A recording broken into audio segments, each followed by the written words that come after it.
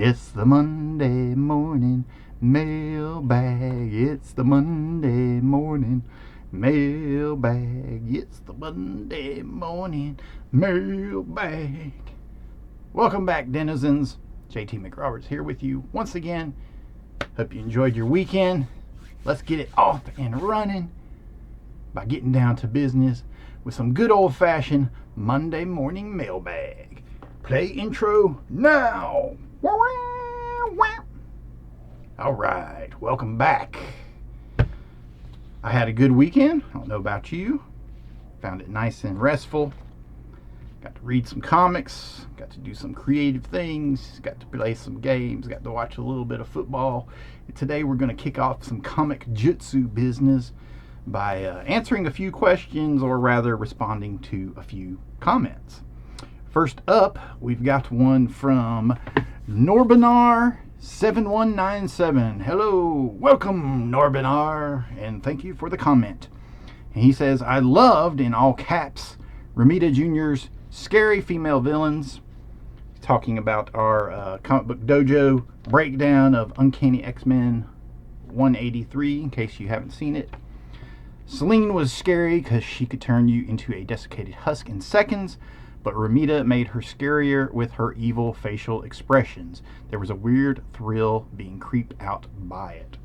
Selene was a great villain, yes indeed. And actually, after we did that comic book dojo breakdown, I went back and revisited that entire run of the X-Men all the way up to the Mutant Massacre, as I'm working my way into the Fall of the Mutants and Inferno for you lay people, if you will. And I agree. Just to clarify, now he's talking about my comment that Romita said that people called his ex-women scary women, and or things like Selene being the scary female villains. He's the one that said that, and as a kid I was kind of a little bit off-put by it, but at the same time, if I can steal a phrase from Garth, seeing them in those skimpy outfits made me feel funny, like when we used to climb the rope in gym class, if you know what I'm saying. So thank you for the feedback, Norbinar, and if you guys haven't done it yet, definitely check out our comic book dojo breakdown for this issue. It was a lot of fun. It's one of my all-time favorite brawls from even when I was a little kid, and I had just a minor understanding of who these characters were. It's great stuff, and once you understand all the storylines and emotion that goes into it, makes it even that much better. Oh, I'd be remiss if I didn't tell you the one mishap I had over the weekend. So I'm stacking up my books. One of my favorite things to do is, just like when I was a kid and I would go visit my good buddy Jay, and I would dig through his pile of comic books, I would get out the ones that I wanted to read. It's like, read this, read this, read this, and I'd make a little stack and then carry them over and just start reading them one by one. So I'll do that at the house too when I'm reading. It's like, okay, new stuff, old stuff, new stuff, old stuff, unknown stuff, make my little stacks. So I have this stack next to the bed. It's on the nightstand, right? And some of the books in this are they're without boards and bags, and some of them are bagged and boarded. Okay, so it's kind of a weird mix in this stack. I come in, I set my cup down, and it was actually my Warlock cup. This is my nice Jack Kirby Silver Surfer cup there, if you can see that. My Toon tumbler. Sprite Zero inside, if you let me clear my throat. So I set my drink down, right? And out of the corner of my eye, I see that stack of books start sliding, because some of these new books, they have these they're cardboard covers, and I mean, they're slick and shiny, and with the weight of the books on top of it pressing down with the boards and bags, it made some of them just start slipping. I mean, they just lost friction and they started slipping. So I'm slowly seeing them fall. The top of it falls over. I throw my arm over to stop it from falling. So I stop the bottom part of the stack, but the top stack still tips over, knocks my drink over. Okay, so it throws drink everywhere, off the nightstand, onto the bed, onto the floor. And at the same time, I'm trying to move books that were right there out of the way while I'm holding up this falling stack of comics. It was a nice little pile there. and they're just billowing over my arm. It was a total nightmare. So they go from there to ka-thunk on the nightstand to plop on the floor into the drink. And a good stack of probably 20 books went, top down into this pile of soda where it had landed on the floor, just ruining the top sections of the books. And all I could do was laugh. Because, they were books I wanted to read, like Miracle Man. You can see that there's not much damage here, but when you get close, you can see the water damage here. So they instantly turned all these books into books I can never sell and most likely never trade. And they'll be in my reading collection until I no longer have a reading collection, because that's what happened. And a few of them, the covers got really warped. So it's very sad. Very, very sad indeed. How warped, you say? Well, not as warped as some of those minds out there viewing videos about comics of the past. If you don't know what I'm talking about, well, let's move on to our next comment here in the Monday Morning Mailbag. On our video for X-Men Comics and God Loves Man Kills on CBN News from 1984. This is a vintage news clip that I think I swiped it from Comic Historians, most likely. If you're seeing this, thank you. Apologies as well. I just wanted to put it on YouTube so I could archive it here. So thanks for putting that out there for us. We got D. Calloway 1 who comments, "The idiots," referring to the religious fervor that people were going through over these X-Men comics.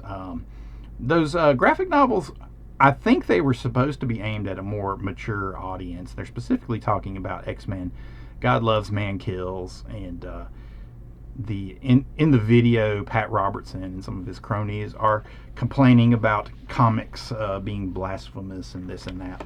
Little did they know that they were just a little bit ahead of their time with their complaints, because comics would become even more and more blasphemous as time goes on. But usually it's not, it's not outright religious hatred. When it's done properly, you'll see writers trying to use subtext, something beneath the actual text where it's not obvious.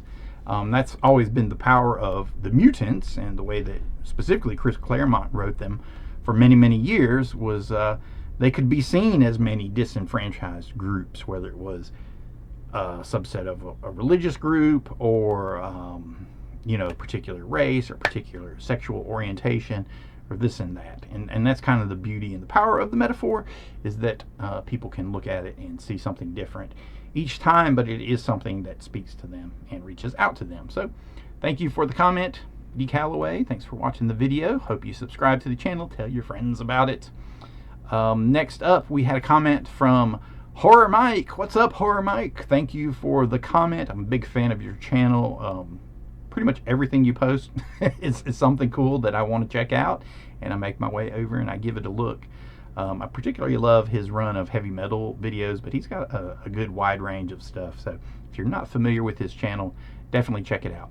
So he commented on our special Memorial Day video, which was a 1-hour synthwave of horror and science fiction movie cover art featuring vintage VHS covers. That's right, I put together a video of 644 vintage VHS covers, and they play over the course of that video. It's really cool. I've even sat and watched it a couple times. It's fun to just let run in the background. Got a neat little musical piece in there that just keeps things going by, what's the guy's name? Kevin MacLeod. Yeah, all his stuff is free right here on YouTube. If you're not familiar, just search him out. If you need music, boom, he'll hook you up. And of course, Horror Mike, appreciate your comment. Great vid, man. Love those VHS covers. And I do as well. And since people have at least responded to this positively, I can see this video gaining some more views as time goes on. I might put some more together. I have a ton of collections of different art pieces. Off the top of my head, I can think that I have like Far East movie posters, like Japanese and Chinese and Korean and Filipino versions of one sheets and whatnot. Maybe I can do another synthwave like that, maybe something for Halloween. So we'll see. We'll keep something like that in mind. So that was the last of our comments. Let's pop over to the actual Gmail.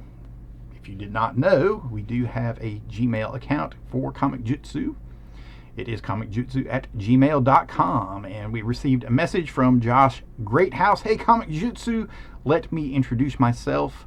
Josh Greathouse. I am a comic creator who has been inspired by manga to create this comic, Bang, the Ballad of the Tiger. I like the title. Some of the inspiration is the color palette from Dragon Ball, then titles like Inuyasha, Lone Wolf and Cub, and others. I said Inuyasha, funny there, didn't I? An elevator pitch, it is a kung fu inspired fantasy. Instead of a dude with a sword, it's a girl with a boot. So there you go. And he included a quick little trailer. He wants me to look at his comic and see if I can do a review or something. Now, mind you, I do not mind getting messages like this, but with all respects to everyone out there who might want to suddenly flood me with books for review, number one, it has to be something that is in my interests. Okay, there are a lot of slice of life comics out there that I just do not care about, but something like this where it does involve martial characters, yeah, it's actually pretty cool. I wouldn't mind checking it out. Number two, if you can provide me with a free copy, which he did. He sent me digital copies. And then number three is I can't wear myself out with this. I'm not a comic reviewer. This is not CBR, and it is not Newsarama or Comic-a-Flipdom or whatever hibbity-dibbity reviewers out there that you want to talk about. I am a creator and storyteller myself. You see images that I have created and brought to life behind me right here. And let it be known that I am working on my own graphic novel that I will send out. But I really appreciate people creating new, unique intellectual properties, new characters, telling new stories, and putting them out there to the world. So I am down with checking out some independent comics, and I do not mind giving you guys a shout out. So what I'm going to do is my initial pace that I'm going to set is I will maybe do one review a month like this, where I take a look at somebody's indie book. As long as you give it to me, if you want me to buy it and then throw you a bone, it may not happen unless it's something that's really cool that I picked up anyway, and I really just want to tell people about it, because my main focus is I've got to do my stories and get them out there. But I'll do my little piece to kind of try to help other good projects. And Bang, the Ballad of the Tiger looks like a cool book. I'll even include a link to it here in the show notes just below this video, and you can check it out further to your heart's content. And there you go. That concludes this session of the Monday Morning Mailbag. It's the Monday Morning Mailbag. Thank you for watching. Like, comment, subscribe, tell your friends about the videos. Got some cool videos coming out this week. The first episode of our Invisibles walkthrough and breakdown will come out on Wednesday, so please spread the word on that. I'm expecting to get a good response from that. The video itself turned out to be about 45 minutes long. Look forward to continuing to break those down. I'm going to go in chronological order, like I've told people before, or like I say on the video. I read The Invisibles as it was released. I lived it. I experienced it. I was there for the Winkathon. I was there to watch the rise, watch the fall, and there for the final ending. As the new millennium dawned upon us, and then I even made it to 2012, and all the things that were supposed to happen that may have or may not have that were prophesized by the book. So anyway, check that video out. So good stuff. That's going to be a fun ongoing series, and as always, you will see more episodes of the Comic Book Dojo coming out, where we continue to break down fight scenes or classic fights and this and that. So I've got plenty of good ones on the block for the future, so definitely stay tuned, and thank you for watching. JT McRoberts. Find me on the interwebs, all those links down there. See ya! Yes, we want